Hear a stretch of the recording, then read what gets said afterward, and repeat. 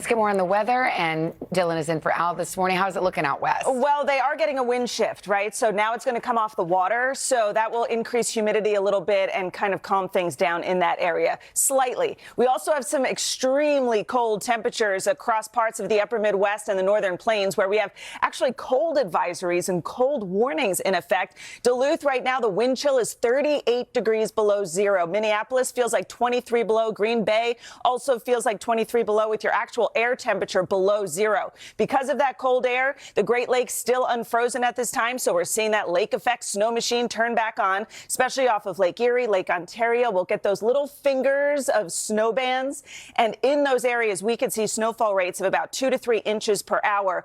Over a period of time, most areas will get about a foot of snow, but if you get stuck in one of those snow bands, there's a chance you can end up with about 24 to 36 inches of snow out of this. So that is going to be the biggest concern. Again, it's small areas across northeastern, the shores off northeastern parts of Lake Erie and Lake Ontario, where we'll see most of that snow. That's look at the. Hey, Dylan. Good morning again, guys. You know, yesterday in the Northeast, temperatures were in the 60s. We are going to see a huge change. You'll notice it the second you step outside. This dip in the jet stream is going to drag down those colder temperatures up from Canada. So we are going to see a much colder day all around. Chicago, 17 degrees. That's 20 degrees below average. Columbus, only 27 degrees for a high today. St. Paul, 5 degrees for a high temperature. That's 23 degrees below average. Tomorrow, we're looking at temps still in the 20s for most of the Great Lakes area. That's continuing to keep that lake effect snow machine turned on, too. St. Louis on the warmer side for this time of year, 46 degrees. Philly, 36 tomorrow.